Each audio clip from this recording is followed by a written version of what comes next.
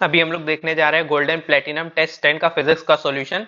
Start करेंगे question number 1 से। Question number 1 कह रहा है two lenses of power -15 dioptre and 5 dioptre are connected with each other, the focal length of combination is. Combination का focal length हमसे पूछ रहा है। पावर हमें पता है, पावर क्या होता है, पावर इक्वल टू 100 अपॉन में फोकल लेंथ होता है जब सेंटीमीटर में हम लोग बात कर रहे होते हैं। तो पावर क्या किया है, ऐड किया है, तो -15 डायोप्टर प्लस 5 डायोप्टर, तो रिजल्ट कितना आएगा, -10 डायोप्टर। फोकल लेंथ क्या हो जाएगा, फोकल लेंथ हो जाएगा 100 अपॉन में पावर, करेक्ट। तो पावर के साथ हम जब डिवाइड करेंगे ये आ जाएगा -10 सेंटीमीटर, जिसके हिसाब से answer number will be B is correct. Next question की तरफ बढ़ेंगे। नेक्स्ट क्वेश्चन है question number second. Question number second में कह रहा है for a thin convex lens the radii of curvature are 15 centimetre and 30 centimetre respectively, the focal length of the length is 20 centimetre, refractive index of material is. Refractive index पूछा है thin lens के लिए, तो यहाँ lens maker formula से answer आएगा। Radius की बात कर लेते हैं, तो R1 की वैल्यू कितनी है, 15 सेंटीमीटर। R2 की वैल्यू हो जाएगी 30 सेंटीमीटर। कैसा लेंस है, कन्वेक्स लेंस है, ठीक है ना। इधर साइड से हम लोग -r लिखते हैं, इधर साइड से +r हो जाता है, ठीक। Radius of curvature, focal length कितना दे रखा है, फोकल लेंथ दे रखा है प्लस का 20 सेंटीमीटर। म्यू पूछा था, रिफ्रैक्टिव इंडेक्स ऑफ मटेरियल। तो लेंस मेकर फॉर्मूला क्या होता है, 1 upon F equal to mu -1, 1 upon R1 -1 upon R2, correct. 1 upon 20 is equal to mu -1, R1 की वैल्यू 15, R2 की वैल्यू माइनस का 30, correct. 1 upon 20 is equal to mu -1, 1 upon 15 plus 1 upon 30, 1 upon 20 is equal to mu -1. This is 2 plus 1 upon 30. Correct? Now we will have to solve this.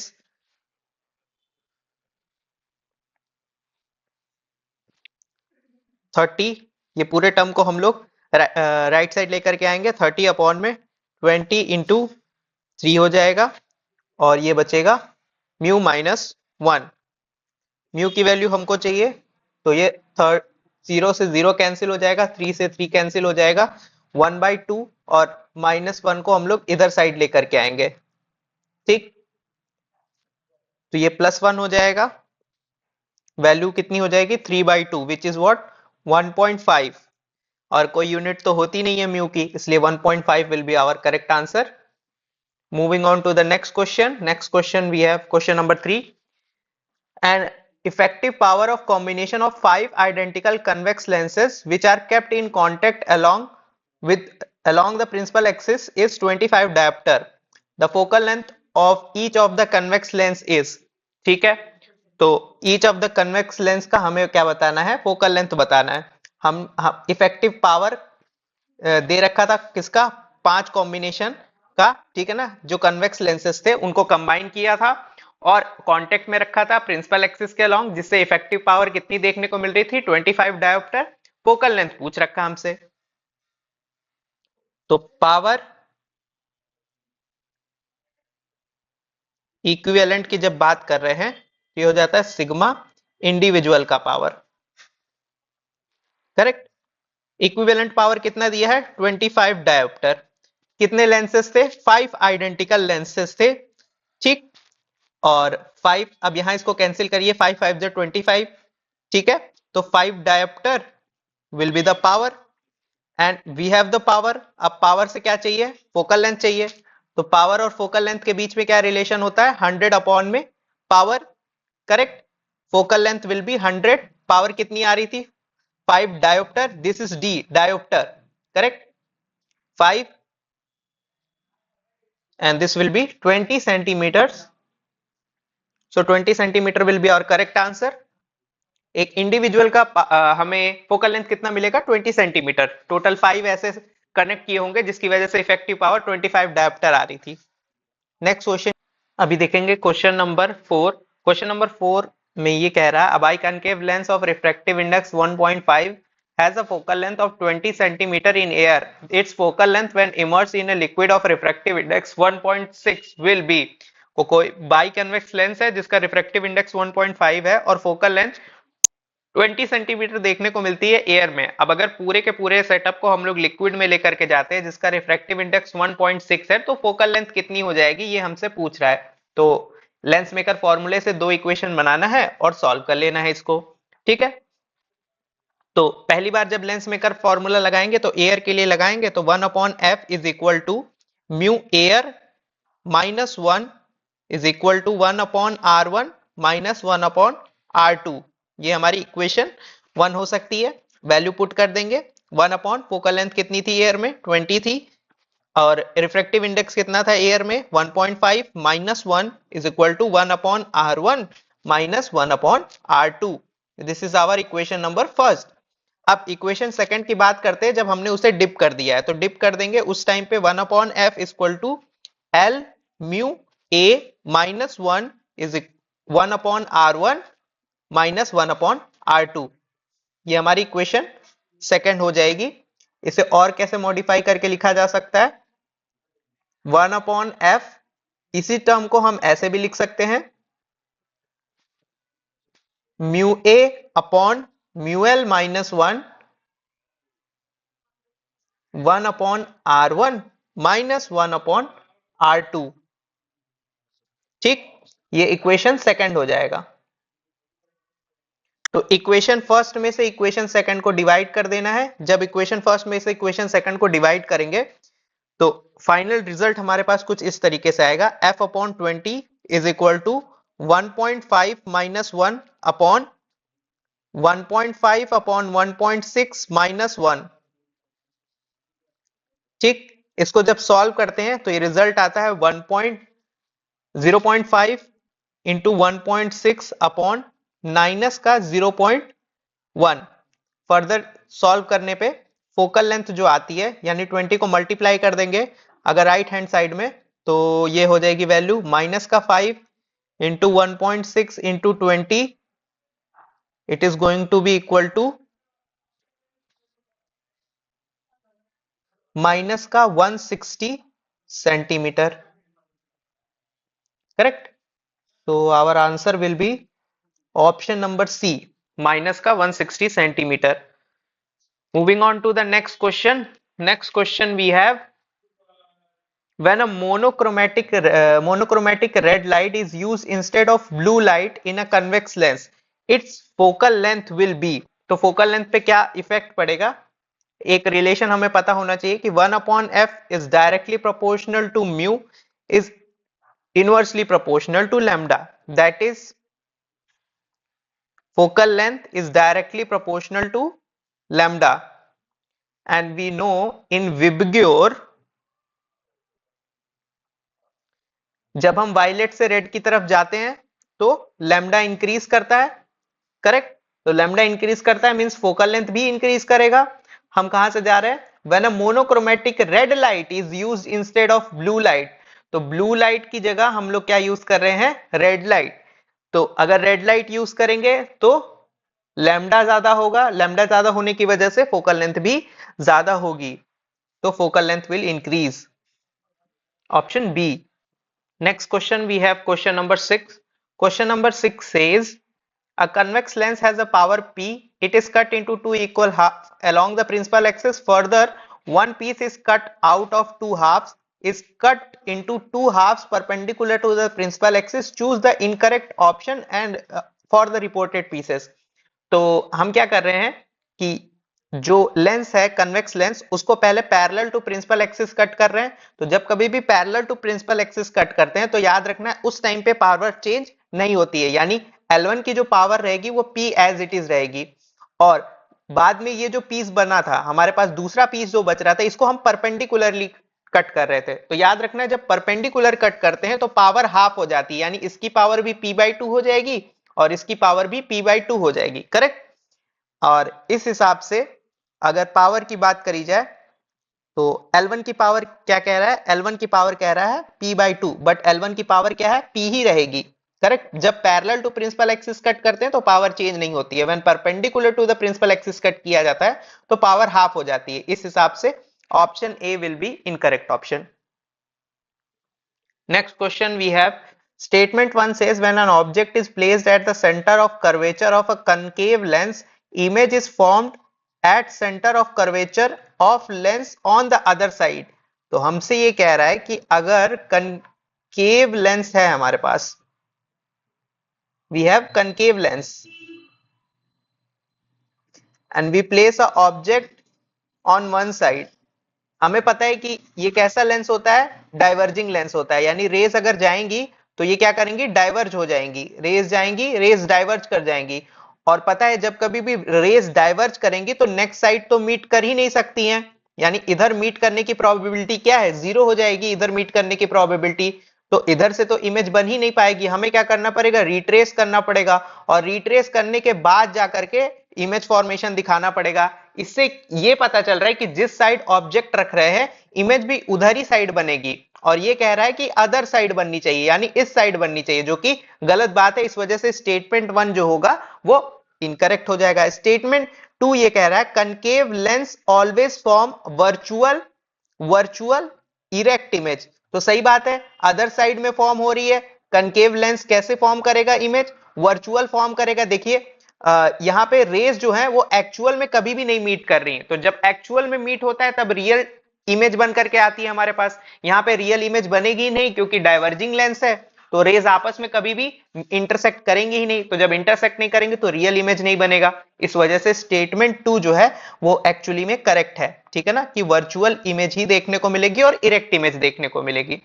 ठीक है, तो statement 1 is incorrect, statement 2 is correct. Next question देखेंगे, question number 8। Question number 8 में कह रहा है कि for the following figure represent by convex lens L1 and L2 having focal length 10 centimetre and 15 centimetre. इसका फोकल लेंथ है 10 centimetre और इसका फोकल लेंथ है 15 centimetre. The distance between L1 and L2, L1 L2 के बीच में हमें क्या बताना है, L1 L2 के बीच में डिस्टेंस बतानी है। ठीक है, तो अब डिस्टेंस निकाल लेते हैं L1 और L2 के बीच में। तो जो if a parallel rays enter the system pass through first lens and exit through the second lens as parallel rays. ठीक है,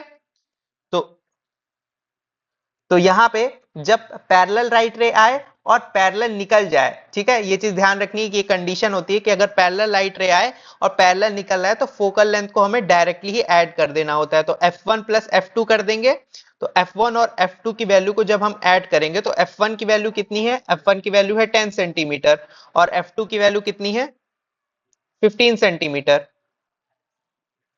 So overall we will have 25 centimeter as our answer।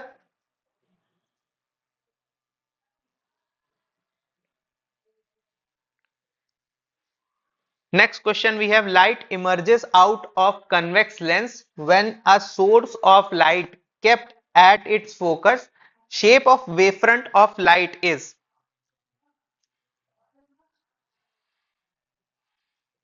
तो light जो है convex lens से होकर के आ रही है, कन्वेक्स लेंस होगा, ठीक है, कन्वेक्स लेंस, और यहां पे सोर्स को हमने कहां पे रखा है, फोकस पे रखा है।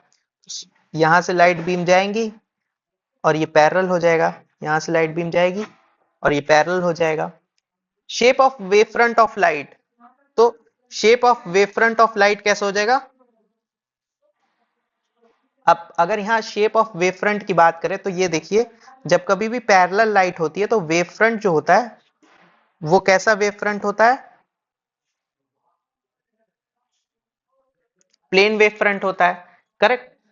इस वजह से वेव फ्रंट प्लेन मिलेगा, करेक्ट। नेक्स्ट क्वेश्चन देखेंगे, next question we have question number 10। Question number 10 ये कह रहा है what is the position and nature of image formed by lens combination shown in the figure f1 and f2। यहां पे बताना है position and nature of image form इस lens combination से। हम यूज करेंगे कन्वेक्स लेंस के लिए क्या लिखेंगे? कन्वेक्स लेंस के लिए जब हमें लिखना होगा, शुरुआत में कन्वेक्स लेंस है तो कन्वेक्स लेंस के लिए फॉर्मूला यूज करते हैं। कन्वेक्स लेंस के लिए हम लोग लिखेंगे 1/f। कन्वेक्स लेंस है, फोकल लेंथ पॉजिटिव होगा, 1/v माइनस 1/u। ठीक। फोकल लेंथ फर्स्ट के लिए कितना दिया हुआ है? प्लस का 5 सेंटीमीटर। ठीक है, ये दिया हुआ है। This is our f1, this is f2। तो f1 की वैल्यू पुट करेंगे। f1 की वैल्यू कितनी है? f1 की वैल्यू है 5 is equal to 1/v minus object कितने हैं? 20 सेंटीमीटर पे है। अगेन निगेटिव साइड में लिखा जाएगा, इसलिए माइनस साइन लगेगा। सॉल्व करेंगे। 1/v is equal to 4 minus 1/20। It is going to v is equal to plus का 20/3। तो ये फर्स्ट लेंस के साथ इमेज की हमें पोजीशन मिल जाएगी, और जो फर्स्ट लेंस के साथ इमेज की पोजीशन मिलेगी वो सेकंड लेंस के लिए कैसा काम करेगी? ऑब्जेक्ट का काम करेगी। करेक्ट। तो सेकंड लेंस के लिए ऑब्जेक्ट का काम करेगी।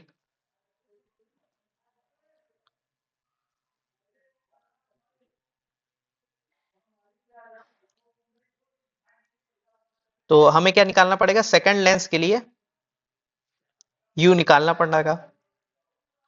Finding out u for second lens.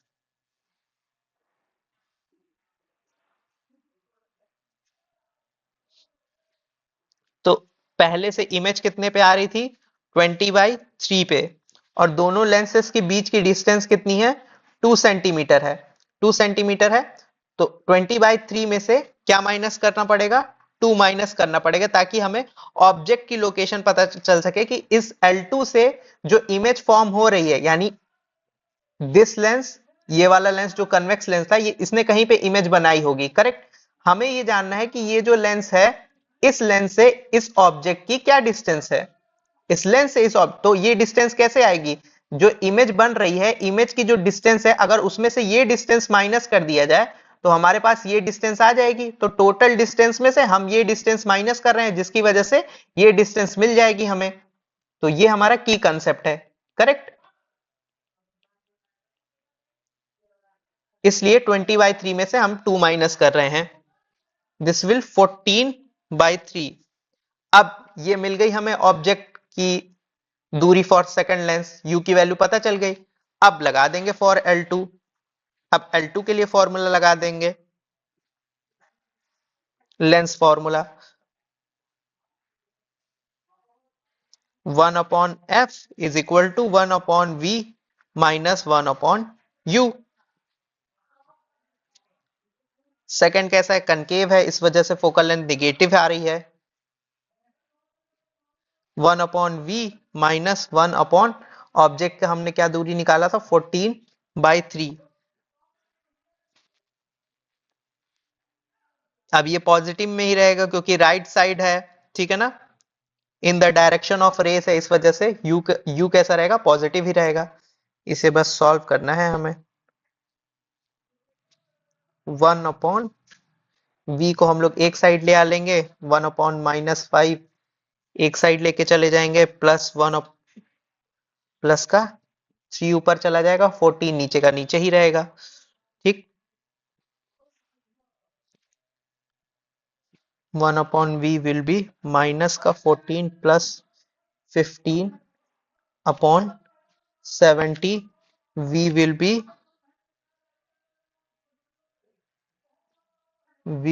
70। ठीक है। अब इसको माइनस कर रहे हैं, v विल बी 70। ठीक है।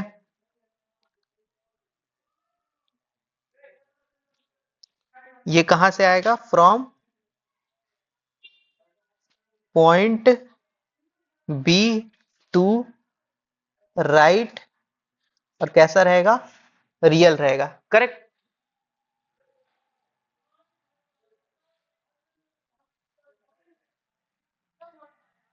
So option B will be correct. ठीक। पॉजिटिव वैल्यू आ रही है, राइट साइड में हो जाएगा, ठीक। इस वजह से centimetre, this will be our answer. Next question number 11 देखेंगे। क्वेश्चन नंबर 11 क्या कह रहा है, speed of light in a medium A and B is this and this. तो ए में वेलोसिटी दे रखी है और बी में वेलोसिटी दे रखी है रिस्पेक्टिवली। अ रे enters from a medium B to A at an incident angle theta. If ray suffers a total internal refraction, तो रे टोटल इंटरनल रिफ्लेक्शन सफर कर रही है, तो बताना है कि कौन सा रिलेशन इनमें से सही होगा, ठीक है। तो लाइट रे आ रही होगी, लाइट रे आ रही होगी, स्ट्राइक करी होगी इंसिडेंट एंगल से, टोटल इंटरनल रिफ्लेक्शन हो गया होगा। अब यहाँ पे ए में जो स्पीड थी वो थी 2 इंटू 10⁻10, करेक्ट, 2 इंटू 10⁻10, और बी में थी 1.5 इंटू 10⁻10, ठीक। For T I R, theta should be more than critical angle, तो साइन लिख सकते हैं, sine C is equal to denser mu rarer D mu R, correct. और क्या लिख सकते हैं, V1 बाई V2 ऐसे भी लिखा जा सकता है। और यहां से ये दिख रहा है कि light from B goes to A, अगर ऐसी कंडीशन है then theta should be more than sine inverse V1 by V2, तभी TIR पॉसिबल है। So theta would be more than sine inverse V1 की वैल्यू 1.5 इंटू 10⁻10 एंड V2 की value 2 into 10⁻10। तो solve करेंगे, ये आएगा 3/4, correct. This value theta should be more than sine inverse 3/4 for TIR condition.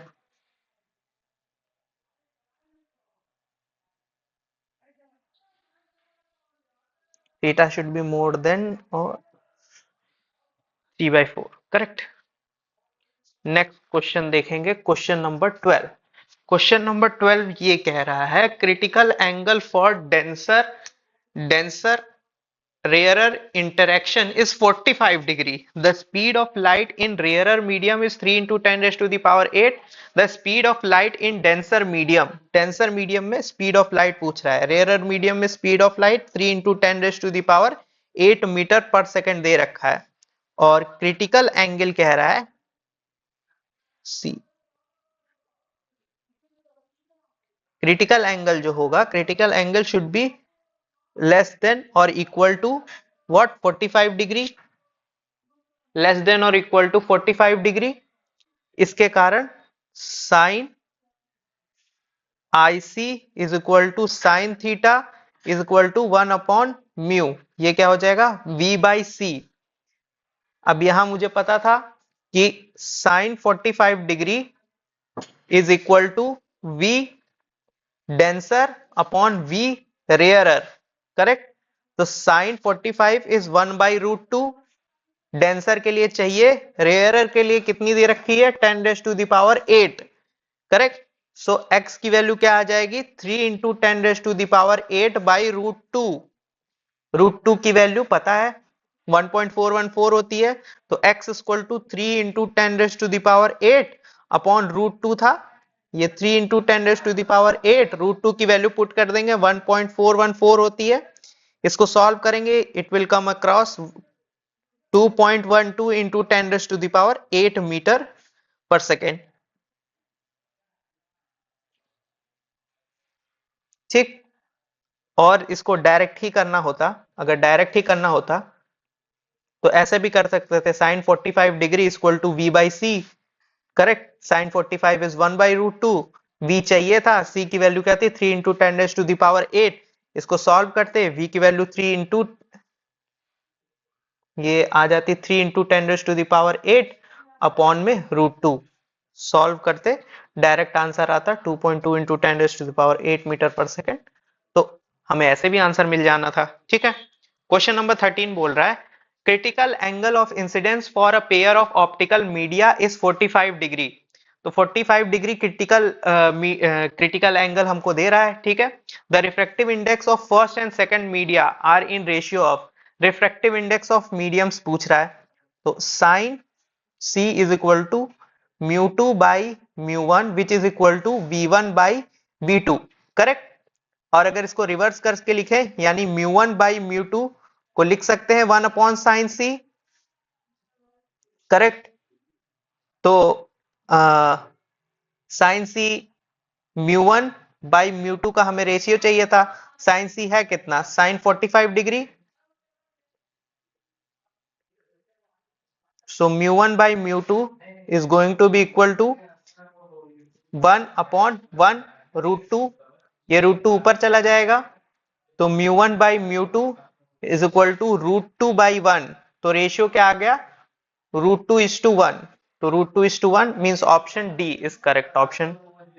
14 number question देखेंगे। 14 number question में क्या कह रहा है, 14 नंबर क्वेश्चन में ये कह रहा है the angle of deviation through the prism is minimum. Angle of deviation कब मिनिमम होगा, when incident ray and emergent ray are symmetric to prism. बात सही है कि जब इंसिडेंट रे और इमर्जेंट रे सिमेट्रिक होती हैं प्रिज्म के, उस टाइम पे हमें मिनिमम डेविएशन देखने को मिलता है, एंगल ऑफ डेविएशन मिनिमम होता है, यानी ए तो बिल्कुल ही करेक्ट है। बी की बात कर लेते हैं, the refracted ray inside the prism become parallel to the base. तो जब ये पैरेलल हो जाता है तब भी मिनिमम डेविएशन देखने को मिलता है, यानी बी भी क्या है, सही है, बी भी करेक्ट है। थर्ड देखते हैं, angle of incidence is equal to the angle of emergence. तभी ये सिमेट्रिक कंडीशन पॉसिबल होगी जब एंगल ऑफ इंसिडेंस और एंगल ऑफ इमरजेंस बराबर होंगे, उसी कंडीशन में पॉसिबल होगी। तो अगर ए सही है तो ऑटोमेटिकली सी हमारा सही हो जाता है, ये करेक्ट हो जाएगा। डी पढ़ के देखते हैं, angle of emergence is double the angle of incidence. Double नहीं होती, अगर डबल की कंडीशन हो जाएगी तो सिमेट्रिक कंडीशन आ ही नहीं सकती, इस वजह से ऑप्शन डी जो होगा वो इनकरेक्ट हो जाएगा। हमसे क्या पूछा है, हमसे करेक्ट पूछा है, तो A B C will be our correct option. अब देखेंगे क्वेश्चन नंबर 15। क्वेश्चन नंबर 15 में कह रहा है ice cube has a bubble inside when viewed from one side the apparent distance of bubble is 12 centimeter, when viewed from opposite side apparent distance of bubble is observed to be 4 centimeter. if the if the side of ice cube is 24 centimeter, 24 centimetre refractive index of ice cube. तो ice cube का refractive index पूछ रहा है हमसे। ठीक है, condition कुछ इस तरीके की है, सपोज करिए ये आइस क्यूब का ब्लॉक होगा। ठीक है, आइस क्यूब का ब्लॉक होगा, यहाँ बीच में कहीं एक बबल हो सकता है। ठीक है ना, टोटल जो आइस क्यूब का साइड लेंथ दे रखा है वो बोला है 24 सेंटीमीटर। कितना बोल रखा है, 24 सेंटीमीटर बोल रखा है। बोल रहा है कि जब हम एक साइड से देखते हैं, ठीक है ना, जब ए साइड से देख रहे हैं उस टाइम पे जो डिस्टेंस आ रही है बबल की वो आ रही कितनी, 12 सेंटीमीटर देखने को मिल रही है। और जब बी साइड से देख रहे हैं, अपोजिट जस्ट बी साइड से जब देखते हैं तो जो डिस्टेंस आ रही है वो कितनी आ रही है, वो आ रही है 4 सेंटीमीटर। ठीक है, तो अगर ए की बात करी जाए, फ्रॉम ए, तो अपरेंट डेप्थ के लिए हम लोग H dash equal to H upon mu कर देंगे। एच डैश क्या है, अपरेंट, और एच क्या है, रियल। करेक्ट। तो ये लिखा जाएगा एच डैश की वैल्यू जो अपरेंट देखने को मिल रही है वो 12 देखने को मिल रही है। करेक्ट। एच पता नहीं है, mu is this, so we can write H is equal to 12 times of mu. Correct. ये तो किसकी तरफ से लिखा, ए की तरफ से लिखा। ठीक है, अब म्यू तो चेंज हो नहीं रहा है, तो जब बी के लिए लिखेंगे फ्रॉम बी, तो सेम म्यू तो चेंज हो नहीं रहा है, तो इसको भी लिख सकते हैं। म्यू को अगेन क्या लिख सकते हैं, H upon H dash.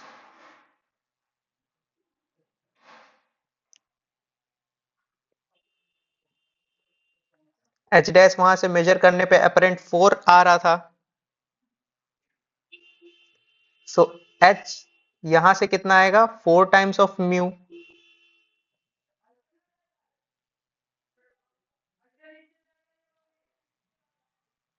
Correct. और टोटल ये जो हमें जो एच और एच डैश मिल रहा है, ये टोटल कितना था? आइस क्यूब की साइड लेंथ कितनी थी? 24 सेंटीमीटर थी। इसलिए अगर बात करी जाए एच प्लस, इसको अगर मैं बोल दूं डैश, डबल डैश कर दो ताकि थोड़ा कैटेगराइजेशन हो सके ना। एक minute, for easy understanding.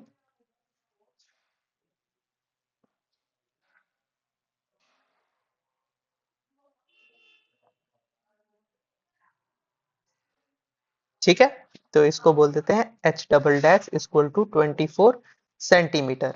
Correct. So now H की वैल्यू हमने कितनी निकाली थी? 12 म्यू। एच डबल डैश की वैल्यू कितनी निकाली थी? 4 म्यू। और ये क्या है? 24। Correct, centimetre. इसको सॉल्व करेंगे तो mu is equal to 24 upon 16 लिख सकता हूं। इसको सॉल्व करूंगा तो ये हो जाएगा 3/2। तो आंसर कितना आएगा? 3/2। म्यू की वैल्यू आएगी 3/2 टाइम्स, यानी option number C will be correct option. अब देखेंगे क्वेश्चन नंबर 16। क्वेश्चन नंबर 16 में कह रहा है when a white light is pass through a prism the red light bends lesser than the yellow light, yellow and violet light. ठीक है, तो ये चीज याद रखना है कि shorter lambda of light bends more. तो जितना ज्यादा लेमडा कम रहेगा उतनी ज्यादा बेंडिंग होगी। तो विबग्योर के हिसाब से आर का लेमडा मैक्सिमम होता है, तो इसमें जो बेंडिंग होनी चाहिए वो लीस्ट होनी चाहिए या मिनिमम होनी चाहिए। करेक्ट। और यहां पे बोल रहा है कि रेड लाइट जो है वो बेंड करती है लेसर, जो कि सही बात है, यानी स्टेटमेंट 1 तो करेक्ट हो गया।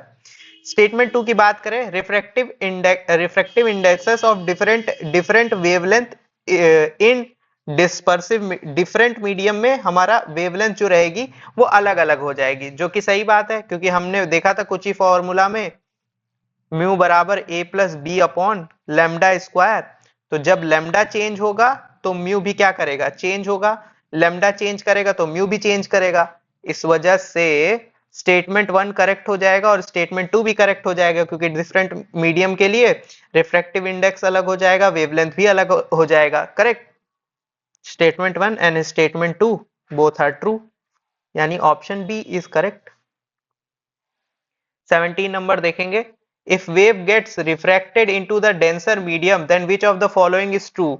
अगर वेव जो है वो डिफ्रैक्ट हो जाएगी कहां पे? डिफ्रैक्टेड डेंसर मीडियम में डिफ्रैक्ट होगी, तो कौन सा इसमें से सही है? Wavelength speed and frequency decreases, wavelength speed and frequency decreases, wavelength increases speed decreases frequency remain constant, wavelength and speed decreases but frequency remain constant. तो याद रखना है जब कभी भी डेंसर मीडियम में से रेयरर मीडियम में, मान लीजिए डेंसर मीडियम है, ये रेयरर मीडियम है, लाइट डेंसर मीडियम में से ये नॉर्मल है, रेयरर मीडियम में जब आती है, डेंसर मीडियम में से रेयरर मीडियम में जब आती है, करेक्ट, डेंसर मीडियम में से जब रेयरर मीडियम में आएगी, एक चीज तो हमेशा कांस्टेंट रहेगी, वो है फ्रीक्वेंसी, क्योंकि फ्रीक्वेंसी मीडियम पे डिपेंड नहीं करती है। ठीक है ना? वेवलेंथ और स्पीड दोनों डिपेंड करेंगे, लेकिन फ्रीक्वेंसी जो है वो डिपेंड नहीं करेगा। Correct. And lambda is inversely proportional to mu, यानी जब हम किस में जा रहे हैं? डेंसर मीडियम में जा रहे हैं, तो डेंसर मीडियम में जाएंगे तो डेंसर मीडियम के लिए म्यू बढ़ेगा, म्यू बढ़ेगा तो लेमडा क्या करेगा? डिक्रीज करेगा। तो डेंसर मीडियम के लिए लेमडा और स्पीड दोनों कैसी होनी चाहिए? कम होनी चाहिए। करेक्ट। और फ्रीक्वेंसी कैसी होनी चाहिए? कांस्टेंट रहनी चाहिए। So option C will be correct option.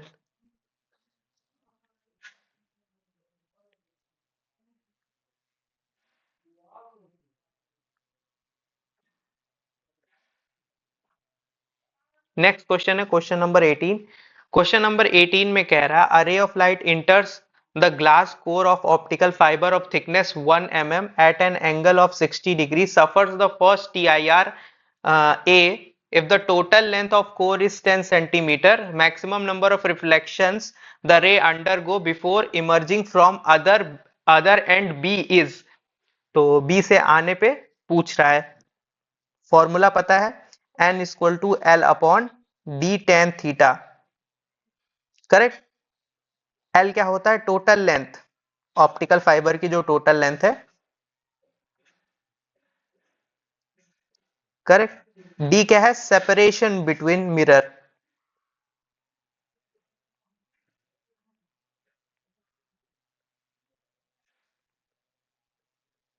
और थीटा एंगल है ही, तो बस वैल्यू पुट करनी है हमें। तो टोटल लेंथ कितनी है? 10 सेंटीमीटर है। डी कितना दे रखा है? 1 mm, तो 1 mm को सेंटीमीटर में कर लीजिए ताकि सेंटीमीटर से सेंटीमीटर कैंसिल हो जाए। 10 थीटा, थीटा कितना है? 60 डिग्री, तो 10 60 की वैल्यू कितनी हो जाती है? √3 से सॉल्व किया जाएगा तो ये 100 अपॉन में √3, इसको सॉल्व करेंगे 100 अपॉन में 1.7, फर्दर सॉल्व करने पे ये आएगा अप्रोक्सीमेटली 58 टू 57 के पास। 58 इस और 57 के पास ये वैल्यू आएगी एन की। तो ऑप्शन में 57 दिख रहा है, यानी ऑप्शन बी करेक्ट हो जाएगा। क्वेश्चन नंबर 19 में क्या कह रहा है? Image formed by objective of compound microscope is, compound microscope है, it is a convex lens, तो इमेज जो बनेगी वो रियल और इनलार्ज बनेगी। तो कन्वेक्स लेंस है, इस वजह से रियल और इनलार्ज बनेगी, क्योंकि किसके लिए पूछा है? कंपाउंड माइक्रोस्कोप के लिए पूछा है, तो रियल और इनलार्ज इमेज बनेगी। नेक्स्ट 20 नंबर क्वेश्चन पूछ रहा है, magnifying power of a telescope with a tube length 60 centimeter is 5, what is the focal length of its eyepiece? तो ट्यूब लेंथ कितना दे रखा है? ट्यूब लेंथ दिया हुआ है 60 सेंटीमीटर। मैग्नीफाइंग पावर की बात करें, मैग्नीफाइंग पावर की अगर बात करी जाए टेलीस्कोप की, वो होता है FO अपॉन FE। करेक्ट। और लेंथ, लेंथ ऑफ ट्यूब की बात करें तो हो जाता है FO प्लस FE। क्या हो जाता है? FO plus FE। करेक्ट। तो मैग्नीफाइंग पावर कितनी दे रखा है? 5 बोल रहा था, means 5 equal to FO upon FE। इसे हम क्या लिख सकते हैं? FO equal to 5 times of FE। Correct. अब इस वैल्यू को पुट कर दीजिए आप इक्वेशन इसमें, तो FO की जगह हम लिख सकते हैं 5 FE प्लस FE, और ट्यूब की लेंथ कितनी दे रखी थी? 60 centimetre. 60 centimetre, so 60 centimetre will be 6 times of FE। जब सॉल्व करेंगे तो ये 10 बराबर FE, तो FE 10 सेंटीमीटर देखने को मिलेगा। आई पीस का focal length of eyepiece 10 centimetre. Question number 21, question number 21 बोल रहा है, two immiscible liquid of refractive index 8/5 and 3/5 respectively put in a beaker as shown in the figure. Height of each column is 6 centimeter. A coin is placed at the bottom of a beaker.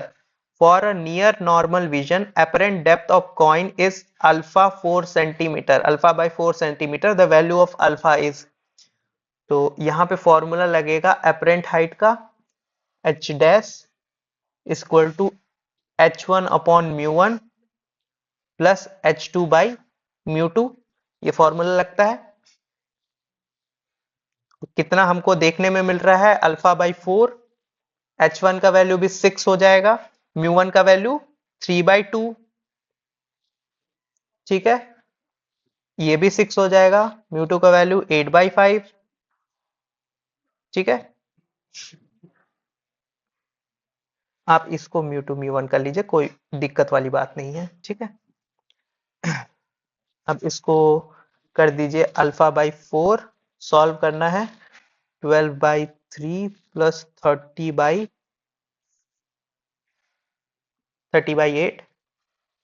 यहाँ से alpha by 4 is equal to 96 plus 90 by 12, 4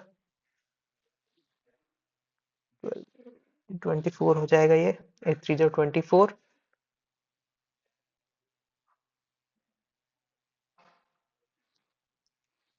4 6 24, alpha आएगा 186 by 6,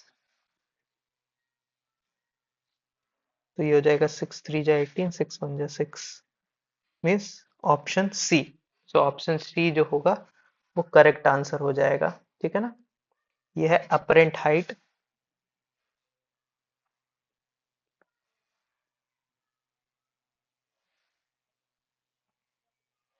ठीक है, तो यहाँ से ये ध्यान रखना है, अपरेंट हाइट के लिए h1 upon mu one plus h2 by mu to का फॉर्मूला लगाया जाता है, तो लगा करके हम आंसर निकालेंगे।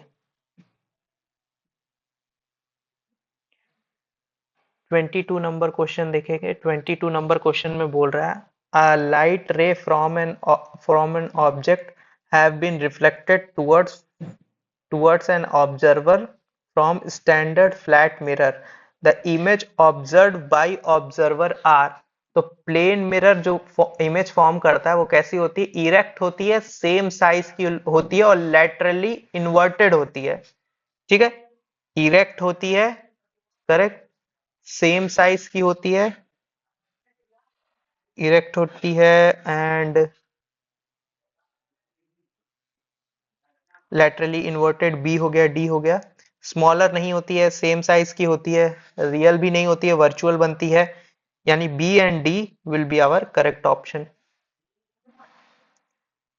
23 नंबर क्वेश्चन में बोल रहा है two mirror kept at 60 degree to each other then the number of images form. तो नंबर ऑफ इमेजेस फॉर्म निकालने के लिए क्या करते हैं, 360 बाई थीटा करते हैं, तो 360 बाई 60 करेंगे, 6 आएगा जो कि एक इवन नंबर है, और जब इवन में आता है तो उससे एक सब्सट्रैक्ट कर देते हैं, तो 6 माइनस 1 विल बी 5, तो 5 नंबर ऑफ इमेजेस बनेंगी। ठीक है, अब देखते हैं क्वेश्चन नंबर 24। क्वेश्चन नंबर 24 में ये कह रहा है parallel beam of light strikes a sphere of a glass जिसका रिफ्रैक्टिव इंडेक्स 1.5 है of 40 centimetre diameter, where will be focused. ठीक है ना, तो कहाँ पे पैरेलल बीम ऑफ लाइट आकर के फोकस्ड होंगी, अदर साइड ऑफ स्फीयर के, जहां पे फाइनल इमेज फॉर्म होगी। तो ये सारी डिटेल दे करके हमसे पूछ रहा है। ठीक है, तो कुछ ऐसा सिनेरियो है, सपोज करिए एक स्फीयर है हमारे पास। ठीक है, अब स्फीयर में मान के चलिए प्रिंसिपल एक्सिस है। ठीक है, पैरेलल बीम ऑफ लाइट आ रही है, ये पैरेलल बीम ऑफ लाइट आ रही है, correct, parallel beam of light आई, पैरेलल बीम ऑफ लाइट आई, मान लीजिए इसको P1 बोल दीजिए, इसको P2 बोल दीजिए। ठीक है, अब डायमीटर कितना था 40, यानी रेडियस ऑफ कर्वेचर कितना हो जाएगा 20, और डायमीटर ही है तो रेडियस तो इक्वल ही होता है, तो ये भी 20 हो जाएगा, करेक्ट। इसके म्यू की वैल्यू जो है वो 3/2 है, करेक्ट। यहाँ बाहर म्यू की वैल्यू कितनी हो जाएगी 1, तो म्यू वन की वैल्यू 1 और म्यू टू की वैल्यू 3/2 हो जाएगी। ठीक है, अब देखते हैं हम स्फेयर के लिए, पहले फर्स्ट साइड से हम फॉर्मूला रखेंगे, mu two upon V minus mu one upon U is equal to mu two minus mu one upon R, correct. Mu two की वैल्यू कितनी है 3/2 times V minus mu one, object कहाँ पे है, infinity पे है, तभी पैरेलल लाइट रेज आ रही हैं। ये 3/2 minus 1 upon 20, radius of curvature 20 है, तो 3/2v is equal to 1/40, cancel करेंगे ये 20 हो जाएगा, ये v का वैल्यू जो है वो 60 सेंटीमीटर देखने को मिलेगा। अब यहां से v जो बन रहा है वो कितने पे बन रहा है 60 पे, तो ये टोटल जो दूरी थी वो कितनी थी 40 थी, करेक्ट, और v जो कन्वर्ज हो रहा है वो कहां पे 60 पे, यानी यहां से 60 पे, मींस अगर यहां से डिस्टेंस निकाली जाए तो ये कितनी डिस्टेंस होगी? 20 सेंटीमीटर। करेक्ट। अब सेकंड साइड से हमें क्या लगाना है? सेकंड साइड से अपना फॉर्मूला लगाना है। ठीक। तो सेकंड साइड से जब लगाएंगे P2 की तरफ से, तो फॉर्मूला हो जाएगा mu two by V minus mu one by U is equal to mu two minus mu one upon R. Correct. तो अब क्या हो जाएगा? अब ये हो जाएगा म्यू टू और ये हो जाएगा म्यू वन। करेक्ट। अब P2 के लिए लगा रहे हैं, तो this surface will act as mu one and this surface will act as mu two. तो म्यू टू, अब ये अगेन एयर है तो म्यू टू का वैल्यू क्या हो जाएगा? 1 हो जाएगा। ठीक। तो ये 1 हो गया। v तो चाहिए माइनस 3/2, क्योंकि म्यू वन अब ये वाली साइड हो जाएगी। और अब ये इतना जो डिस्टेंस हमने निकाला है, ये किसके जैसे काम करेगा? ऑब्जेक्ट के जैसा काम करेगा। तो ऑब्जेक्ट की दूरी पोल से कितनी हो जाएगी? 20। इसलिए यहाँ पे क्या रखा गया है? 20 रखा गया है। देन अगेन म्यू टू 1 हो जाएगा, म्यू वन की वैल्यू 3/2 हो जाएगी और आर की वैल्यू माइनस का 20 हो जाएगा, क्योंकि अब देखिए, अब आर जो होगा वो अपोजिट डायरेक्शन में आएगा। ये 20 सेंटीमीटर अपोजिट डायरेक्शन में आ रहा है, इस वजह से माइनस का 20 हो जाएगा। तो 1/v की वैल्यू हो जाएगी 3/40 प्लस 1/40। इसको सॉल्व करेंगे तो 4/40 यानी कि 1/10। वैल्यू कितनी आ जाएगी v की? v की वैल्यू आ जाएगी 10 सेंटीमीटर। करेक्ट। तो फाइनल जो v की वैल्यू आएगी वो 10 सेंटीमीटर आएगी behind the second surface of sphere. Correct. आइए देख लेते हैं क्वेश्चन नंबर 25। क्वेश्चन नंबर 25 में पी क्यू लाइट इंसिडेंट कर रही है, परपेंडिकुलर सरफेस पे इंसिडेंट कर रही है। और क्या कह रहा है? If light ray grazes at face AC then find out the refractive index of prism material. फिर हमें रिफ्रैक्टिव इंडेक्स बताना है किसका? प्रिज्म मटेरियल का। तो हमें पता है जब इंसिडेंट रे 90 डिग्री पे आती है, यानी नॉर्मल के डायरेक्शन में ही आती है, तो सीधा पास कर जाती है। और उसके बाद सीधा पास करने के बाद बोल रहा है कि ये रे क्या कर रही है? ग्रेस कर रही है AC सरफेस पे, ग्रेस कर रही है। अब ये एंगल 45 डिग्री है, तो अगर ये 90 है तो ये एंगल भी कितना हो जाएगा? अंदर वाला एंगल ये भी 90 हो जाएगा। और ये 45 है तो ये एंगल भी कितना हो जाएगा? 45 हो जाएगा। करेक्ट। करेक्ट। अब यहां से ये जो रे रिफ्लेक्ट होकर के, ये ग्रेस होकर के जो जा रही है, ठीक है, वो एंगल हमको कितना दे रखा है? वो दे रखा है कि अब ये 45 डिग्री है, तो सीधी सी बात है ये 90 डिग्री पे होता है, तो ये कितना हो जाएगा? 45 डिग्री हो जाएगा। अब लगा लेते हैं हम अपना फॉर्मूला। ठीक है, relation between mu and IC। तो किसी भी मीडियम के लिए हम लोग क्या लिखते हैं? Mu equal to 1 upon sine C, ये लिखा जाता था। करेक्ट। तो sine C equal to 1 upon mu, ये लिखा जा सकता है। रिफ्रैक्टिव इंडेक्स पूछा हुआ था ना, तो क्रिटिकल एंगल जो होगा, क्रिटिकल एंगल यहाँ पे कितना माना जाएगा? क्रिटिकल एंगल की अगर बात करी जाए तो ये एंगल कितना आ रहा है? 45 डिग्री आ रहा है। ठीक है ना? तो क्रिटिकल एंगल कितना होगा हमारा? Sine 45 degree. करेक्ट। तो 1 अपॉन म्यू, तो साइन 45 1/√2 होता है 1 अपॉन म्यू, तो म्यू इज इक्वल टू √2 हो जाएगा, जो कि रिफ्रैक्टिव इंडेक्स ऑफ मटेरियल हो जाएगा। ठीक है ना? लाइट ग्रेस कर रही है, यानी अगर ये एंगल 45 से ज्यादा होता तो TIR हो जाता, पर चूंकि 45 डिग्री ही है, इस वजह से TIR नहीं हो रहा है, सिर्फ ग्रेजिंग हो रही है। ठीक है ना? 45 डिग्री है इसलिए ग्रेजिंग, जैसे 45.1 भी होगा तो भी TIR हो जाएगा। तो रिफ्रैक्टिव इंडेक्स कितना देखने को मिल रहा है? रिफ्रैक्टिव इंडेक्स √2 देखने को मिल रहा है। ठीक है। नेक्स्ट क्वेश्चन देखेंगे, क्वेश्चन नंबर 26। क्वेश्चन नंबर 26 में क्या कह रहा है? क्वेश्चन नंबर 26 में कह रहा है कि a small bulb is placed at the bottom of a tank containing a water at a depth of 80 centimetre. What is the diameter of surface of water through the light from the bulb emerges out? Refractive index of the material 4/3 हमको दिया हुआ है। तो diameter का formula जो होता है वो होता है 2h upon root over mu square minus 1। Correct. तो 2, ये क्या है? डेप्थ को बता रहा है, 80 सेंटीमीटर यहां पुट कर देंगे। ठीक। रिफ्रैक्टिव इंडेक्स कितना बोल रखा है? 4/3, तो 4/3 पुट कर देंगे का स्क्वायर माइनस 1 रख देंगे, ये हो जाएगा 160 अपॉन में रूट ओवर 16/9 माइनस 1। सॉल्व करेंगे 160 अपॉन रूट ओवर 16 माइनस 9/9। सॉल्व करने पे ये वैल्यू आ जाएगी 160 बाई रूट 7 और 9 को बाहर निकाल लेंगे रूट से तो 3 बचेगा। फर्दर सॉल्व करते हैं, ये वैल्यू कितनी आ रही थी 160 बाई रूट 7 और 3 जो नीचे था उसको ऊपर लेके चले जाते हैं।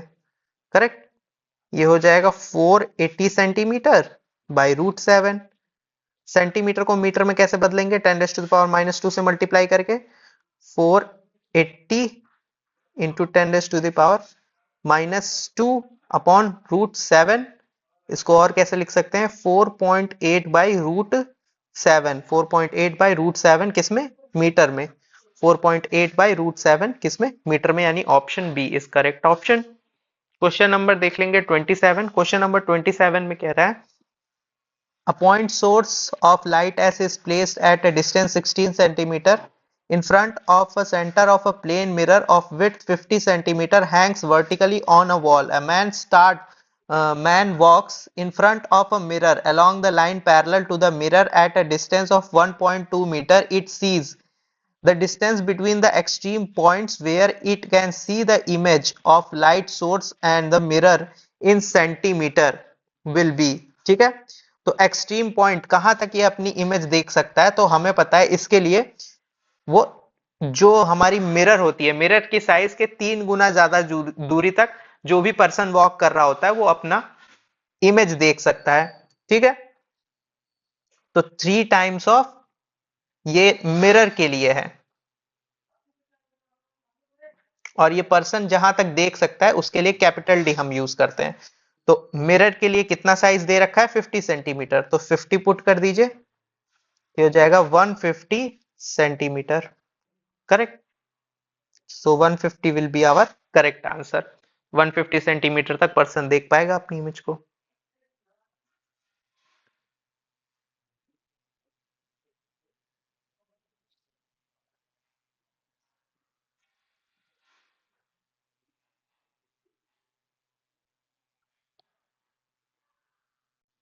अभी देख लेते हैं क्वेश्चन नंबर 28। क्वेश्चन नंबर 28 में बोल रहा है consider a light travelling in the air is incident into the medium of refractive index √2n. The incident angle is twice that of the refracting angle. The angle of incident will be, angle of incident कितना होगा, तो यहाँ ये कह रहा है angle of incidence जो है वो 2 टाइम्स है किसका, रिफ्लेक्टेड एंगल का। ठीक, तो हम ऐसा लिख सकते हैं कि जो हमारा रिफ्लेक्टेड एंगल है वो कितना हो जाएगा I/2 हो जाएगा। करेक्ट, ठीक है, और मीडियम का रिफ्रैक्टिव इंडेक्स कितना दिया हुआ है, मीडियम का जो रिफ्रैक्टिव इंडेक्स दिया हुआ है, तो मीडियम का रिफ्रैक्टिव इंडेक्स मान लीजिए हमें कितना दिया हुआ है √2n दिया हुआ है। ठीक, अब यहां पे हम लगाएंगे sine I into n1, n1 is our refractive index of first medium, sine R into n2 ये refractive index of second medium हो गया। ठीक है ना, जिस मीडियम से आ रही है जिस मीडियम में जा रही है। ठीक है ना, स्नेल्स लॉ बेसिकली लगा रहे हैं। ठीक है ना, sine I upon sine R। ठीक है ना, तो यहाँ पे जिस मीडियम से आ रही है वो है एयर, इसलिए रिफ्रैक्टिव इंडेक्स 1 हो जाएगा। साइन R, R की जगह पे हम पुट कर सकते हैं I/2, तो ये R की जगह पे क्या पुट कर देंगे I/2 पुट कर देंगे, और n2 यानी रिफ्रैक्टिव इंडेक्स मीडियम का कितना है √2n है, √2n पुट कर देंगे। इसे लिख सकते हैं sine I upon sine I/2, sine I/2 ये कितने टाइम्स हो जाएगा √2n टाइम्स हो जाएगा। करेक्ट, यहाँ ट्रिग्नोमेट्रिक आइडेंटिटी लगा दीजिए, sine theta equal to 2 sine θ/2 cos θ/2, ये ट्रिग्नोमेट्रिक आइडेंटिटी यूज करनी पड़ेगी। करेक्ट, तो इसके इसी के हिसाब से हमें क्या करना है, इसको रिप्लेस कर देना है, यानी जो साइन I की वैल्यू है इस साइन I की वैल्यू को रिप्लेस कर देना है। तो साइन I की वैल्यू को जब रिप्लेस करेंगे तो ये साइन I की वैल्यू हो जाएगी 2 sine I/2 cos I/2 upon sine I/2 is equal to √2n। Correct, तो यहां से साइन I/2 कैंसिल हो जाएगा। ठीक,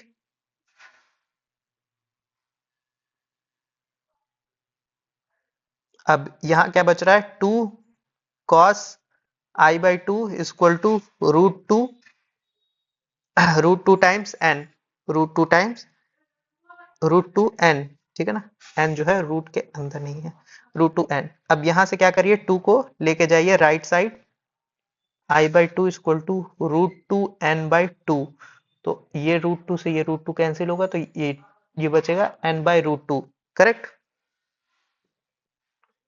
लेट मी चेक, ये एन जो है रूट के अंदर है, सॉरी, ये एन जो है रूट के अंदर है, ये एन जो है रूट के अंदर रहेगा, यानी ये क्या बचेगा, रूट एन ये रहेगा, ठीक है। तो यहां से मैं लिख सकता हूं इसको, आई बाई टू को लिख सकता हूँ cos inverse root over N by two, ठीक है। टू को अगर उधर लेके चला जाऊं तो हो जाएगा two cos inverse, two cos inverse root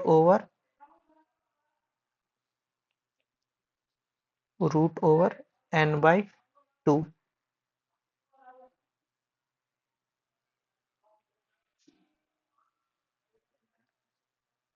which is option number D, two cos inverse root over N by two, ठीक। बस यहाँ ये ट्रिग्नोमेट्रिक आइडेंटिटी का ध्यान देना था, हो गया, करेक्ट। नेक्स्ट क्वेश्चन नंबर 29 की बात करते हैं। तो क्वेश्चन नंबर 29 में कह रहा है कि refractive index of prism mu की वैल्यू कितनी दी हुई है, root three, and the ratio of angle of minimum deviation to the angle of prism is one, ठीक है। रेशियो दे रखा है, ठीक है, minimum deviation upon angle of prism का वन दे रखा है। बोल रहा है value of angle of prism कितनी होगी, तो यहां लगाएंगे mu equal to sine A plus deviation upon two upon sine A by two, correct. यहां से लिखेंगे mu is equal to sine A plus, अब ये हमने बोल रखा था कि रेशियो अगर वन के बराबर है तो इसे ये भी कह सकते हैं कि डेविएशन एंगल जो होगा वो प्रिज्म एंगल के बराबर हो जाएगा। तो यहाँ से हम रिप्लेस कर देंगे डेविएशन एंगल को, ठीक है ना। यहाँ पे ए लिख सकते हैं, तो ए बाई टू लिखा जाएगा ये, करेक्ट। इसे हम लिख सकते हैं साइन ए बाई टू, ये हो जाएगा sine two A by two upon sine A by two, two से टू कैंसिल हो जाएगा, बचेगा sine A upon sine A by two, ठीक है। और यहाँ पे लग जाएगी साइन ए की ट्रिग्नोमेट्रिक आइडेंटिटी, जो कि क्या होती है, two sine A by two upon cos A by two. ये ट्रिग्नोमेट्रिक आइडेंटिटी थी, इसके पहले वाले क्वेश्चन में भी लगी थी, ठीक है। तो बस साइन ए को हमें क्या करना है, यहाँ से हटा देना है ट्रिग्नोमेट्रिक आइडेंटिटी लगा करके। तो ट्रिग्नोमेट्रिक आइडेंटिटी लगाएंगे तो mu equal to two, mu equal to two sine A by two cos A by two, cos A by two upon में sine A by two, sine A by two sine A by two cancel हो जाएगा, mu equal to two cos A by two, left होंगे हम लोग two cos A by two के साथ, ठीक है। म्यू का वैल्यू रूट थ्री दे रखा था क्वेश्चन में, ये हो जाएगा two cos A by two, correct. इसे लिख सकते हैं root three by two, two नीचे आ गया है, कॉस ए बाई टू बचेगा, cos inverse root three by two, तो cos inverse root three by two is equal to A by two कह सकते हैं। Root three by two cos की कौन सी वैल्यू होती है, 30 डिग्री की वैल्यू होती है, which is equal to cos,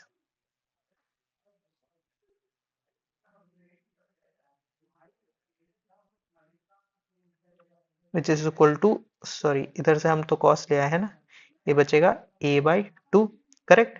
अब इस टू को मल्टीप्लाई कर दीजिए तो एंगल कितना आ जाएगा, 60 डिग्री। सो एंगल हमारे पास क्या आ रहा है, 60 डिग्री का एंगल आ रहा है,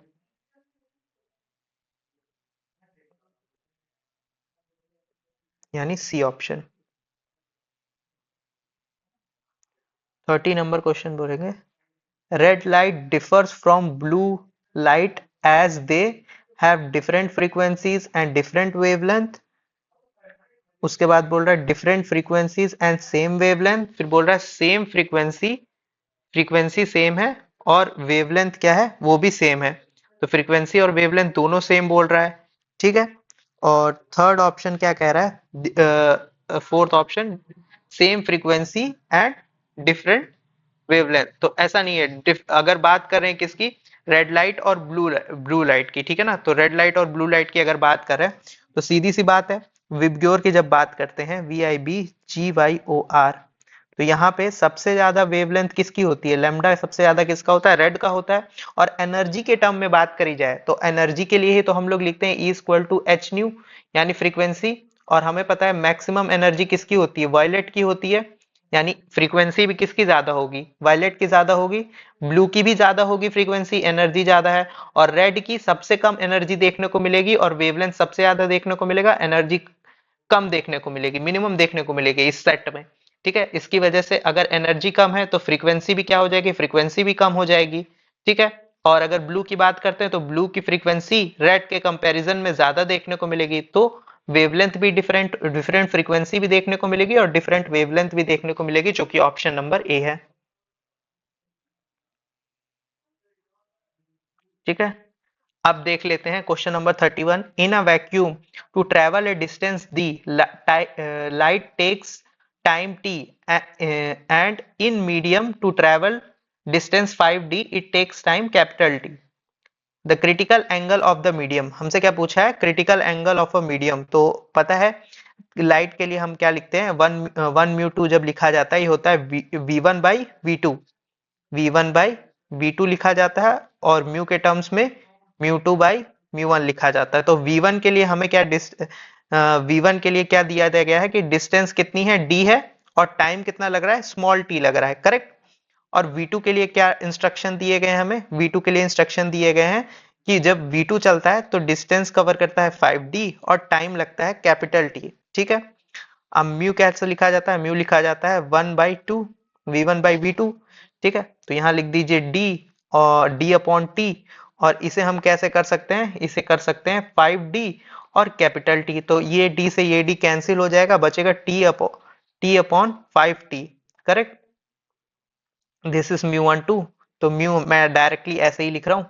अब यहां से अगर क्रिटिकल एंगल की बात करी जाए तो क्रिटिकल एंगल और म्यू के बीच में क्या रिलेशन होता है, साइन सी बराबर 1/म्यू। तो sine C is equal to 1/म्यू की वैल्यू t/में 5t थी, इसीलिए जो क्रिटिकल एंगल आएगा वो क्या आ जाएगा, साइन इनवर्स 5t ऊपर चला जाएगा, तो 5t ऊपर चला गया और कैपिटल T नीचे रह जाएगा, तो 5t, यानी option A will be the correct option.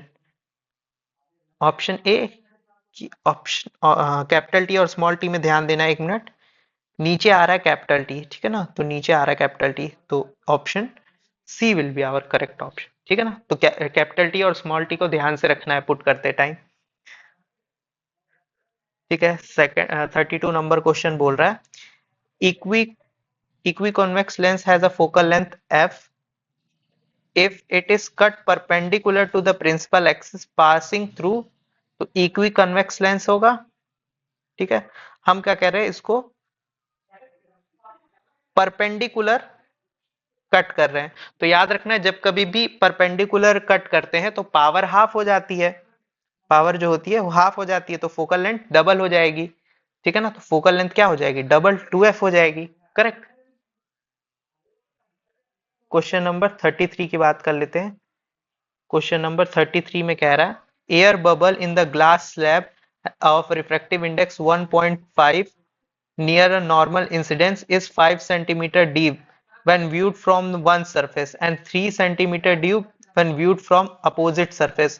thickness of the slab, हमसे thickness of the slab पूछ रखा है, कुछ इस टाइप का सिनेरियो रहा होगा, मान के चलिए ब्लॉक रहा होगा, इसकी थिकनेस हम x मान लेते हैं, correct.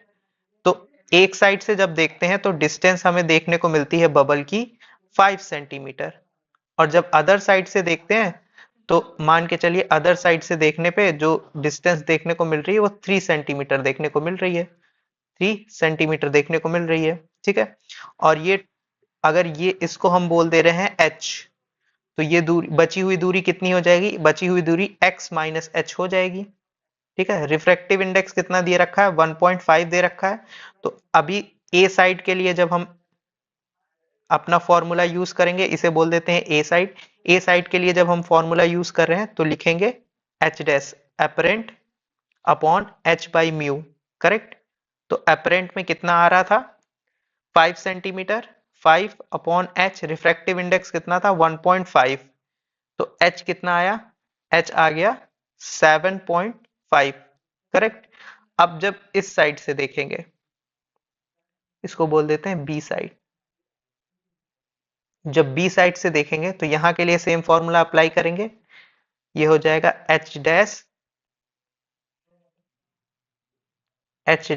Equal to x minus H, क्योंकि ये कितना माना था हमने X minus H upon mu, ये हो जाएगा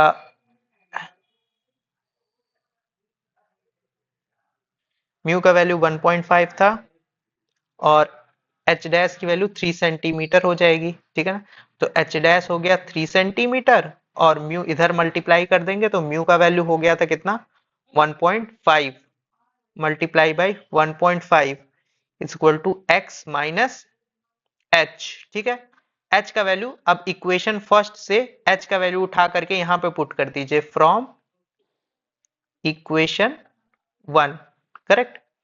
तो ये 3 इंटू 1.5 एक्स माइनस 7.5 हो जाएगा, ये 4.5 is equal to x minus 7.5 हो जाएगा, x is equal to 4.5 plus 7.5 जो कि आएगा 12.0 सेंटीमीटर, यानी 12 centimetre. Option C will be our correct option. Next question देखते हैं, क्वेश्चन नंबर 34। क्वेश्चन नंबर 34 में focal length of biconvex lens is F. ठीक है, बाई कन्वेक्स लेंस का फोकल लेंथ बोल रखा है एफ।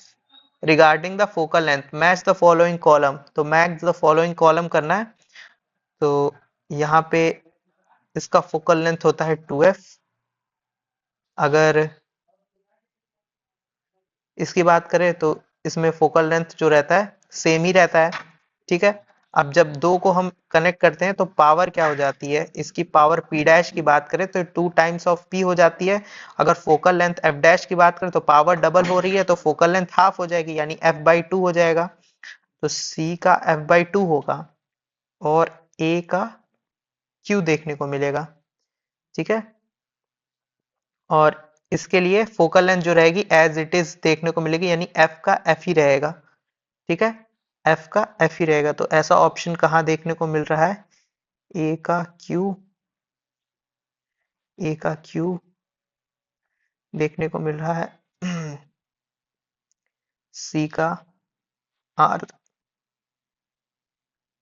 ठीक है, d का p देखने को मिल रहा है, और इसके लिए हम बोलते हैं कि रिमेन्स द सेम ही रहेगा। ठीक है, तो डी ऑप्शन ही जो है वो सबसे ज्यादा अप्रोप्रिएट जा रहा है, तो यहाँ ऑप्शन जो होगा option D will be our correct option.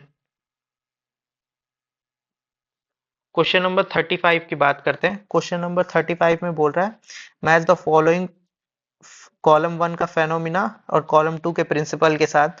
तो blue sky, blue colour of the sky, तो ब्लू कलर क्यों देखने को मिलता है स्काई का, तो ब्लू कलर देखने को मिलता है स्कैटरिंग ऑफ लाइट की वजह से, जब लाइट स्कैटर होती है तो उसकी वजह से ब्लू कलर देखने को मिलता है। ठीक है, सेकंड बोल रहा है ग्लिटरिंग ऑफ डायमंड, तो जो डायमंड हमारा चमकता है वो टीआईआर के कारण चमकता है, क्योंकि लाइट उसमें जाकर के मल्टीपल टाइम्स टीआईआर शो करती है।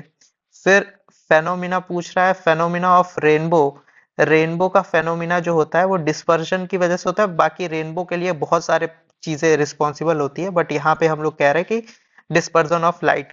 ठीक है, उसके बाद बोल रहा है कि in the evening when sun goes down below the horizon it continues to remain visible for some time. तो ऐसा इसलिए हो रहा होता है क्योंकि अपरेंट का कॉन्सेप्ट आ जाता है, इस वजह से रिफ्रैक्शन का कॉन्सेप्ट लगने लगता है।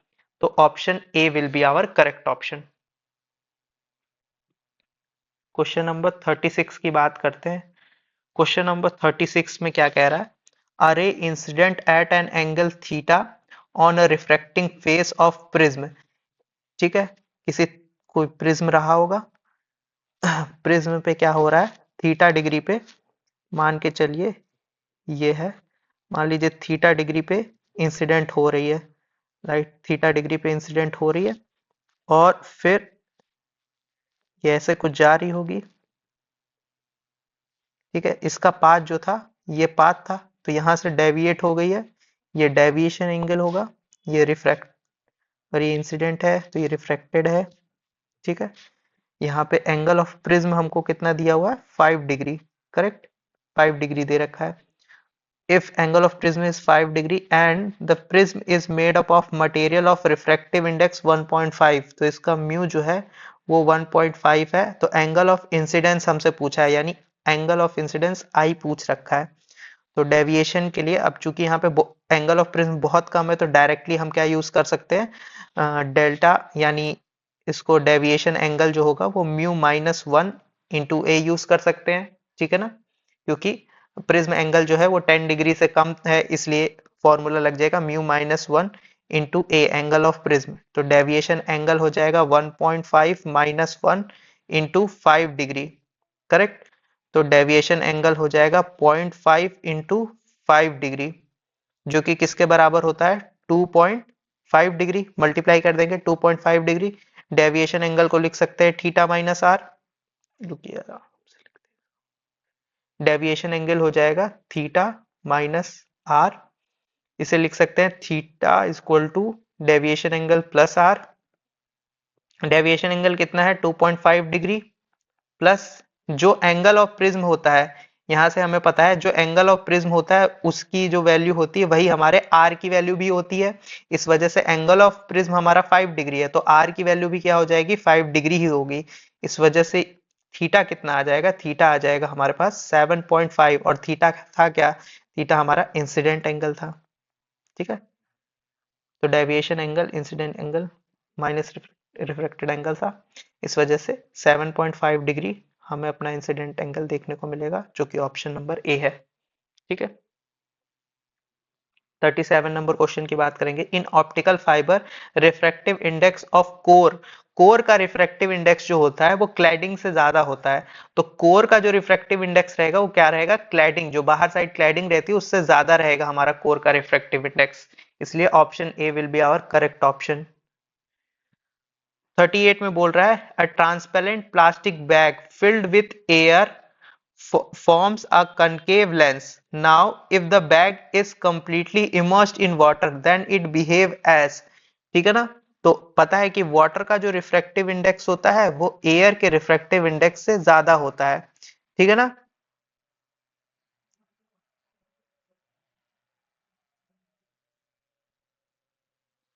तो यहाँ पे ये देखने को मिलेगा कि एयर और वाटर के म्यू की अगर बात कर रहे हैं, एयर और वाटर के म्यू की बात करेंगे तो बाहर के साइड जो लेंस है हमारा कनकेव लेंस है, तो कनकेव लेंस है तो बाहर जब रहेगा तो वो डाइवर्जेंट की तरह बिहेव करता रहेगा एयर में, लेकिन जब वो वाटर में जाएगा और वाटर का म्यू ज्यादा है, अब उस मटेरियल से जब मतलब जो हमारा प्लास्टिक बैग है उसके म्यू से ज्यादा हो जाएगा, तो हमें पता है जब मीडियम का रिफ्रैक्टिव इंडेक्स ज्यादा होता है तो लेंस का नेचर चेंज हो जाता है। तो लेंस का नेचर चेंज हो जाता है तो जो ये डाइवर्जेंट था अब वो कैसा काम करने लगेगा, कन्वर्जेंट की तरह काम करने लगेगा, ठीक है ना। चूंकि रिफ्रैक्टिव इंडेक्स ज्यादा है इस वजह से जो हमारा लेंस बाहर डाइवर्जेंट की तरह काम कर रहा था अब कैसा काम करने लगेगा, कन्वर्जेंट की तरह काम करने लगेगा, करेक्ट। यहाँ पे बोल रहा है virtual image larger than the object can be maintained by, तो वर्चुअल होना चाहिए इमेज और कैसा होना चाहिए, लार्जर, लार्जर होना चाहिए, ठीक है ना, larger than the object can be obtained by concave mirror. तो कनकेव मिरर के केस में, कनकेव मिरर के केस में हमें पता है जब कनकेव मिरर हम यूज करते थे, कॉनकेव मिरर होता था तो हमें देखने को मिलता था, मान के चलिए कॉनकेव मिरर है, तो कॉनकेव मिरर में जब ऑब्जेक्ट को हम लोग रखते थे पोल और फोकस के बीच में, तो यहां से जब इमेज फॉर्मेशन होता था, ठीक है, मान के चलिए ये गई ये रे, ठीक है, तो यहाँ पे यहां से जब कभी भी इमेज बनती थी वो कैसी बनती थी, लार्जर ही बन करके आती थी, ठीक है ना। ठीक है। तो यहाँ से जब कभी भी इमेज बन के आती थी वो हमें कैसी देखने को मिलती थी, वर्चुअल देखने को मिलती थी और लार्जर देखने को मिलती थी, करेक्ट। तो कनकेव मिरर के केस में ऐसी कंडीशन हमको देखने को मिल सकती है, ठीक। क्वेश्चन नंबर 40 की बात कर लें। तो क्वेश्चन नंबर 40 में क्या कह रहा है, क्वेश्चन नंबर 40 में ये कह रहा है electromagnetic radiation of frequency N and wavelength lambda travelling with the velocity v in air enters a glass slab of refractive index mu. The frequency of wavelength and velocity of light in a glass slab will be respectively. ठीक है ना। तो frequency तो constant ही रहेगी, frequency remain constant.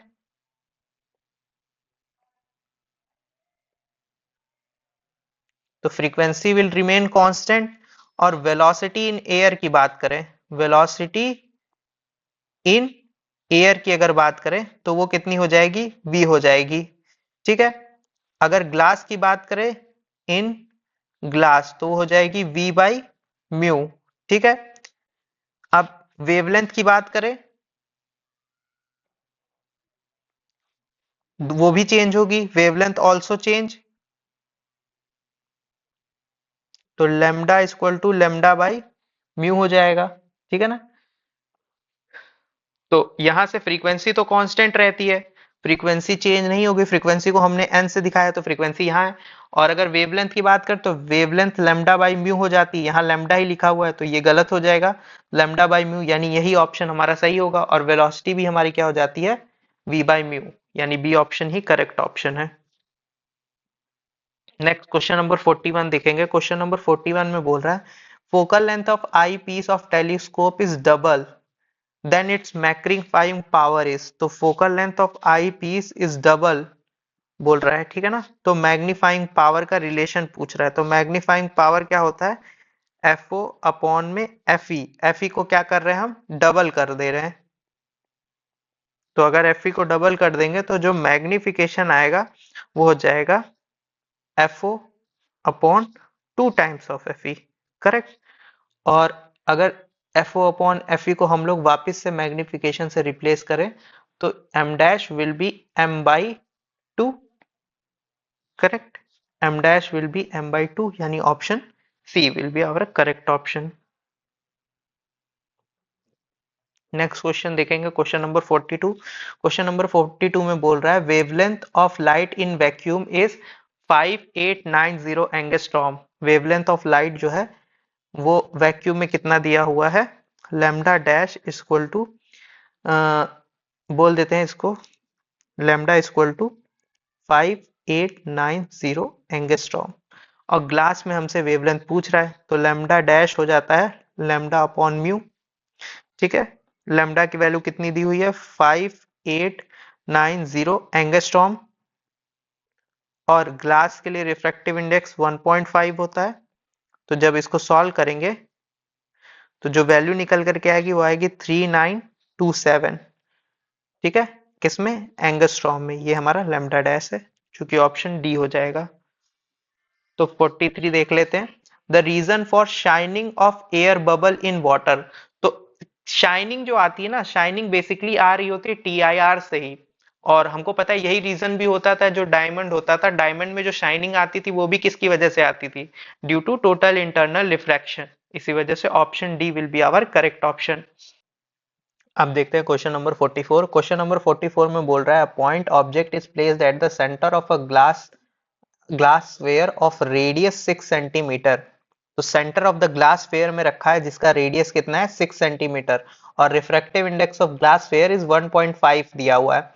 The distance of the virtual image form from the surface of the sphere. तो surface of the sphere से कितना हमारा बन रहा होगा, मान लीजिए ये स्फेयर है, तो स्फेयर में मान के चलिए सेंटर ऑफ स्फेयर पे ऑब्जेक्ट रखा हुआ है, सेंटर ऑफ स्फेयर पे ऑब्जेक्ट रखा हुआ होगा। तो पूछ रहा है कि और इसका रेडियस ऑफ कर्वेचर दे रखा है कितना, 6 सेंटीमीटर। मान लीजिए यहां से हम देखते हैं, ठीक है। तो देखते हैं कहां पे हमारा इमेज का फॉर्मेशन होगा, वर्चुअल इमेज का, वो हमसे पूछ रहा है, ठीक है। तो रेडियस ऑफ कर्वेचर, अब यहाँ पे निगेटिव हमें दिख रहा है, रेडियस ऑफ कर्वेचर कैसा होगा, निगेटिव होगा। और रेडियस ऑफ कर्वेचर पे ही ऑब्जेक्ट रखा है तो ऑब्जेक्ट रेडियस ऑफ कर्वेचर पे ही रखा है, जो कि निगेटिव होगा, कितना 6 सेंटीमीटर होगा, क्योंकि 6 सेंटीमीटर ही हमारा रेडियस ऑफ कर्वेचर दिया हुआ है। रिफ्रैक्टिव इंडेक्स की बात कर ले तो 1.5 रखा हुआ है, ठीक है। हम अपना फॉर्मूला लगाएंगे n2 by V minus n1 by U is equal to n2 minus n1 upon में r। तो n2 का वैल्यू यहाँ यहाँ n2 या म्यू2 बोल दीजिए, ये 1 हो जाएगा। ये तो ग्लास है, इसके लिए 1.5 वैल्यू दे रखा है, तो n1 का वैल्यू हो जाएगा इतना, ठीक है। तो n2 का वैल्यू हो गया 1 अपॉन में v माइनस 1.5, u का वैल्यू कितना है -6, करेक्ट। ये n2 का वैल्यू 1 माइनस 1.5 अपॉन में r का वैल्यू सेम ही है, -6 ही है, करेक्ट। तो इसको जब शफल करेंगे सॉल्व करने के लिए, तो 1 upon v is equal to minus का 0.5 बचेगा, ठीक है ना। 1 में से जब 1.5 माइनस करेंगे तो माइनस का 0.5 बचेगा और माइनस का 6 बचेगा, देन माइनस का 1.5 अपॉन 6 बचेगा, करेक्ट। तो 1 upon v is equal to 0.5 minus 1.5 which is going to be equal to 6। ये माइनस कट चुका है इसलिए, ठीक है। इसको जब सॉल्व करेंगे तो 0.5 और माइनस कर दिए तो 1 अपॉन v बचेगा 1/6। तो v का वैल्यू कितना आ जाएगा। अब अगेन जब 0.5 घटा रहे हैं कितने में से, तो ये माइनस में ही रहेगा, इस वजह से माइनस का 6 आएगा centimetre. So our answer will be 6 centimetre, ठीक है, क्योंकि साइन के साथ बताना नहीं है। 45 नंबर क्वेश्चन देखेंगे। 45 नंबर क्वेश्चन में बोल रहा है wavelength of given light wave in air and in medium is 6000 and 3000 angstrom respectively. Critical angle हमसे पूछ रहा है, तो म्यू क्या होता है, mu lambda air upon lambda medium होता है, ठीक है। तो एयर के लिए कितना वैल्यू दे रखा है, 6000 दे रखा है, और मीडियम के लिए वैल्यू कितना दे रखा है,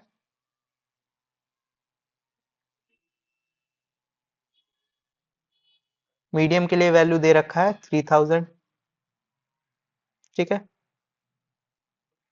ये आ गया 2, ठीक है। तो क्रिटिकल एंगल की अगर हम बात कर ले, क्रिटिकल एंगल की बात करेंगे तो क्रिटिकल एंगल के हम क्या यूज करेंगे, क्रिटिकल एंगल और म्यू के बीच में साइन सी बराबर 1 अपॉन म्यू होता है, साइन सी बराबर 1 अपॉन म्यू होता है,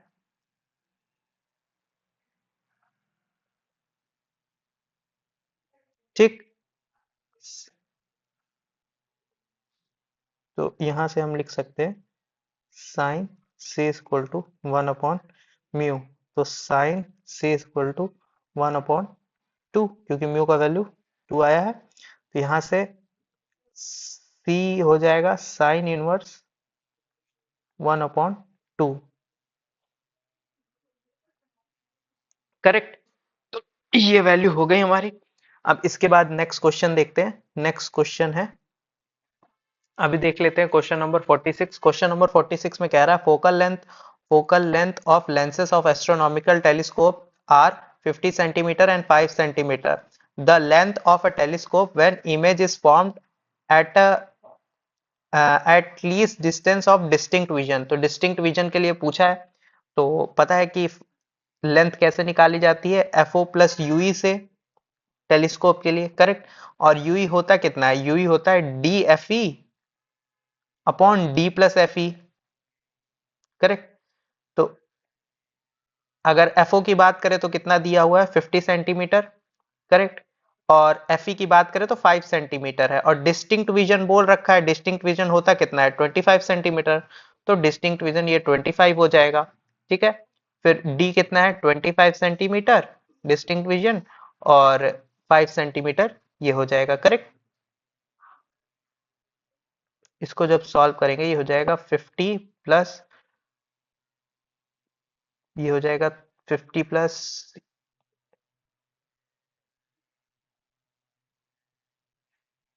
125 और ये हो जाएगा 30। इसको सॉल्व करेंगे, ये ओवरऑल वैल्यू जो आएगी वो आएगी 325/6 सेंटीमीटर, ठीक है, जो कि ऑप्शन नंबर डी है करेक्ट ऑप्शन, ठीक है। 47 नंबर क्वेश्चन की बात कर ली जाए। 47 नंबर क्वेश्चन में दे रखा है 47 नंबर क्वेश्चन में देख रखा है focal length two thin lenses of focal length 20 centimetre and 25 centimetre are placed in contact, effective power of combination दे रखा है।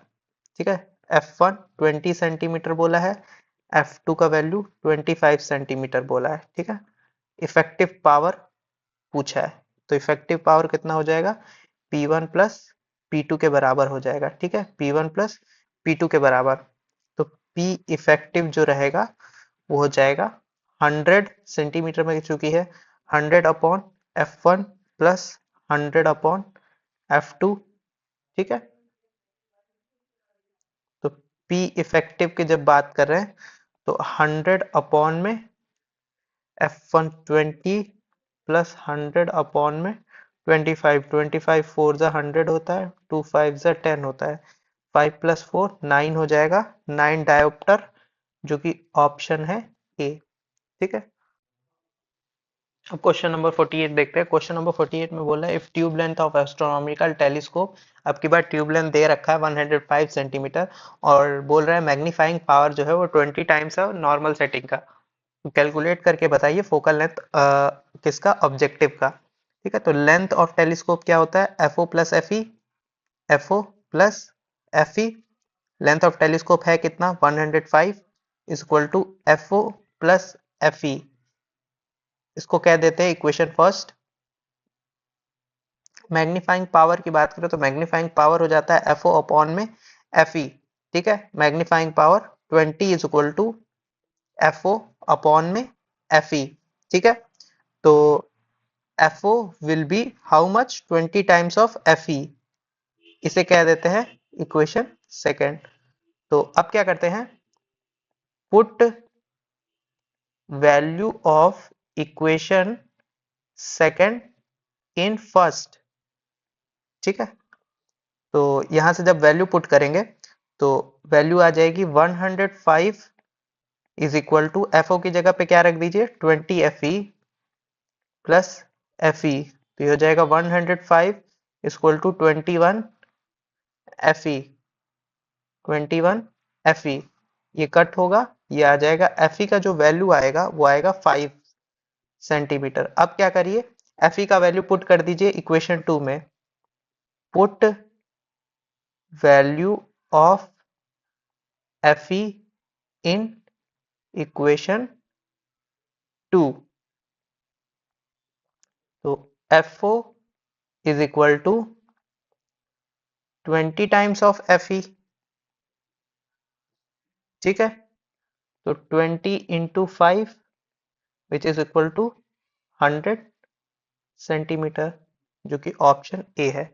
So option A will be the correct option. अब देख लेते हैं 49, radius the radii of curvature of two surfaces of length are 20 centimetre and 30 centimetre and the refractive index of material is 1.5, if the lens is concavo convex then focal length of lens is, तो focal length बताना है किसका, हमें lens का focal length बताना है। ठीक है, तो फोकल लेंथ कैसे निकालते हैं लेंस के लिए, 1 upon F equal to mu minus 1, 1 upon R1 minus 1 upon R2। Correct, अब लेंस कैसा है, कॉनकेवो कॉन्वेक्स।